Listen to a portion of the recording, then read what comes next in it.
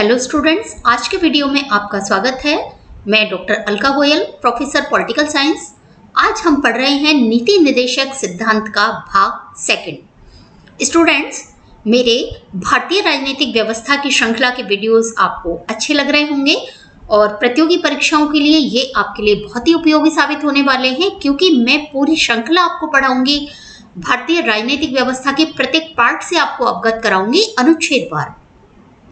तो स्टूडेंट, इसका जो प्रथम भाग था उसमें मैंने आपको नीति निर्देशक सिद्धांतों की सामान्य जानकारी, साथ ही जो 3 प्रकार के नीति निर्देशक तत्व हमारे संविधान में वर्णित किए गए हैं, उनमें प्रथम प्रकार के नीति निर्देशक तत्व लोकतंत्रीय समाजवादी के पूरी विस्तृत अनुच्छेदवार आपको परिचित कराया है।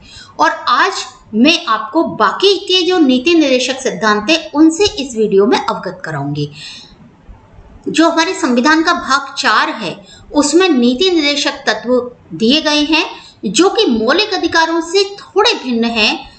किस रूप में भिन्न हैं कि मौलिक अधिकारों के लिए यदि हमारे मौलिक अधिकारों का हनन होता है तो हम न्यायालय का दरवाजा खटखटा सकते हैं, जबकि नीति निर्देशक सिद्धांत जो है वह न्यायालय द्वारा मान्य नहीं है, लेकिन संविधान निर्माताओं ने इन्हें हमारे संविधान में स्थान दिया है, जिससे कि समय समय पर आने वाली सरकारें इनका निर्देशन प्राप्त कर इनके कुछ भागों को लागू कर सकें।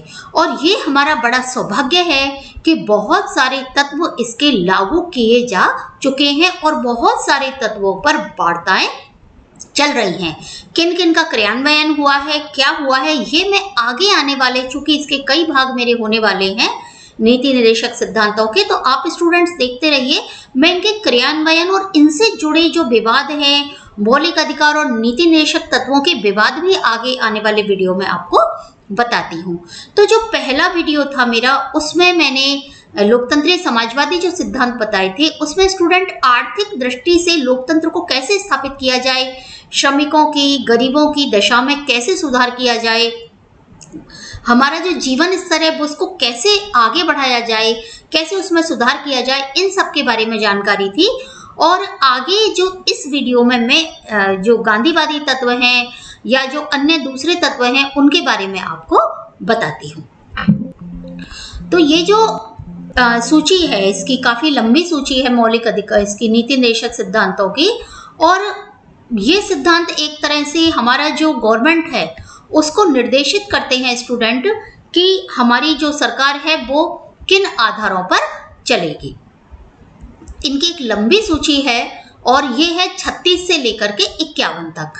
और ये जो 36 से 51 है, ये सूची ये दर्शाती है कि ये जो निर्देश हैं वो सामाजिक और आर्थिक आदर्शों के प्रतीक हैं और हमारी सरकार जो व्यवस्थापिका है, कार्यपालिका है, कानून बनाने में, लागू करने में इस बात का हमेशा ध्यान रखे कि हमारा देश एक लोक कल्याणकारी राज्य बन सके। और कोई भी दल, कोई भी विचारधारा हमारे देश में आए, लेकिन जब भी वो काम करे तो वह इन सिद्धांतों पर कार्य करे। तो जो 3 प्रकार के हैं, जैसे मैंने अभी बताया कि लोकतांत्रिक समाजवादी मैं आपको बता चुकी हूँ, और दूसरे जो हैं वो गांधीवादी और बौद्धिक उदारवादी, ये मैं आपको इस वीडियो में बताऊंगी। तो जो गांधीवादी विचारों पर आधारित हैं उनमें अनुच्छेद 40 के अंतर्गत है ग्राम पंचायतों का संगठन हो और उन्हें इतनी शक्ति दी जाए कि वह स्वशासन की इकाई के रूप में कार्य कर सके। यानी ग्राम पंचायतों को बहुत शक्ति दी जाए। आप देखिए, उन्हीं के विचारों का नतीजा है, या हम कहें नीति निर्देशक सिद्धांत जो हैं उनको ही आगे बढ़ाने का एक हमारा प्रयास है हमारी सरकार का, कि हमारे यहाँ पर ये हुआ था संशोधन 72 और 73 और 74वां जो संशोधन हुआ है वो इसी क्षेत्र में हुआ है। और इनके जो मुख्य संशोधन है इनकी विस्तार से जानकारी मेरा जो इससे पहला वीडियो है नीति निर्देशक सिद्धांतों से पहले, वहाँ मैंने संशोधन प्रक्रिया के बारे में बताया है। और वहाँ मैंने जो भारत में पंचायती राज की व्यवस्था है उसको पूरी तरह से लागू करने संबंधी ये जो दोनों संशोधन है 73 और 74, इनके बारे में भी बताया है। और ये जो संशोधन हुए हैं उनका क्रियान्वयन गांधी जी के इन्हीं विचारों के आधार पर हुआ है कि गांव के लोगों को स्वशासन की शक्ति दी जाए। आप जो इलेक्शन मतलब वोट डालने जाते हैं पार्षद के लिए, या आपके यहाँ नगर निगम है या नगर पालिका है या आपके पंच सरपंच हैं, वो इसी विचार के तहत उनका आगे विस्तार हुआ है। तो हमारी सरकार ये पूरा प्रयास करती है कि जो नीति निर्देशक सिद्धांत है उनको क्रिया रूप में परिणत किया जाए। इसके अलावा जो अनुच्छेद 43 है वो ये कहता है कि ग्रामीण मतलब जो कुटीर उद्योग धंधे गांव में और कुटीर उद्योग धंधे हैं उनका भी विकास हो, वैयक्तिक आधार पर भी यानी व्यक्ति के स्तर पर भी और सहकारी स्तर पर भी छोटे छोटे उद्योग जो है उनका विकास हो। और आप देखिए जो गवर्नमेंट है वो मेले लगवाती है इनके लिए और इनको निःशुल्क सुविधाएं देती है, बहुत सारी हाट इनके लिए लगवाती, ग्रामीण हाट लगती हैं जगह जगह। और उसका कारण यही है कि सरकार जो स्वयं सहायता समूह है उनको ये सहायता देती है, वो इसके तहत ही है। 43 अनुच्छेद जो है उसके तहत ये सब सहायताएं दी जाती हैं और इस तरह के कार्यक्रम आयोजित किए जाते हैं, मेले आयोजित किए जाते हैं, हाट आयोजित की जाती हैं, जिससे कि उन उद्योगों को बढ़ावा मिल सके। अनुच्छेद 46 क्या कहता है कि समाज के जो पिछड़े वर्ग हैं, अनुसूचित जाति जनजाति हैं, उनके शैक्षिक और आर्थिक हितों का संरक्षण हो, प्रोत्साहन हो और सामाजिक अन्याय शोषण से उनकी मुक्ति हो। तो हमारे यहाँ देखिए वैसे तो मौलिक अधिकारों में भी दिया गया है, जो पिछड़ी जातियां हैं, जो आदिवासी जातियां हैं, वन्य जातियां हैं, उनके लिए गवर्नमेंट लगातार प्रयास कर रही है, उनको हर चीज़ में सुविधा दे रही है, हर चीज़ में उनके लिए स्थान आरक्षित हो रहे हैं, उनके लिए बहुत सारी योजनाएं बनी हुई हैं। तो ये सब क्रियान्वयन इनका भी सरकार करती है, जिससे कि हमारी जो ये जातियां हैं वो आम धारा में आ सके, सभी जातियों के साथ में आगे बढ़ सके, हमारे देश का वास्तव में समान रूप से विकास हो सके।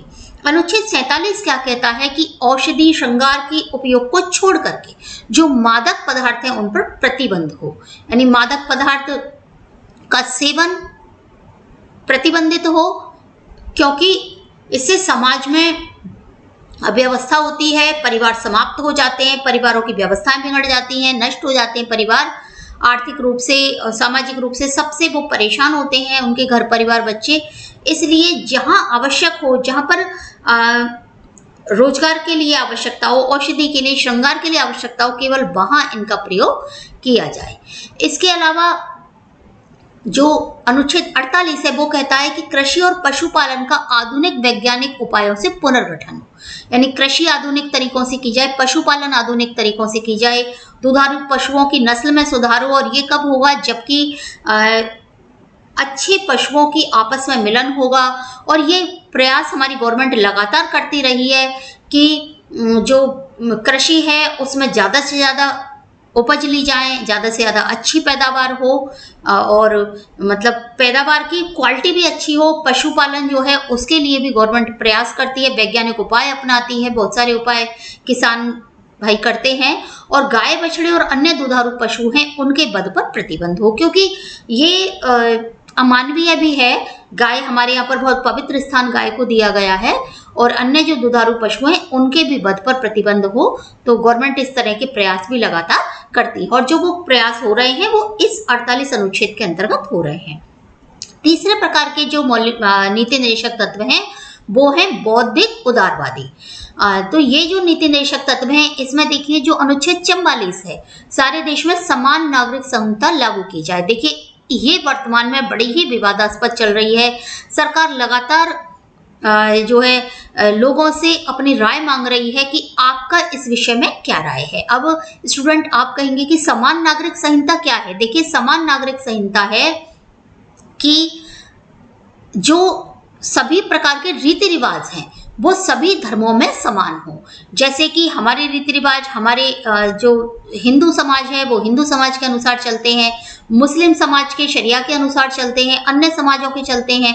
तो गवर्नमेंट चाहती है कि सबके रीति रिवाज एक समान चले। देखिए गवर्नमेंट का यहाँ उद्देश्य किसी के व्यक्तिगत मामलों में हस्तक्षेप करना नहीं है, अपितु महिलाओं की, बच्चों की विशेष रूप से उनका जो शोषण होता है इनके तहत, इन धर्मों की जो कानून है उनके तहत जो शोषण होता है उसको रोकना है।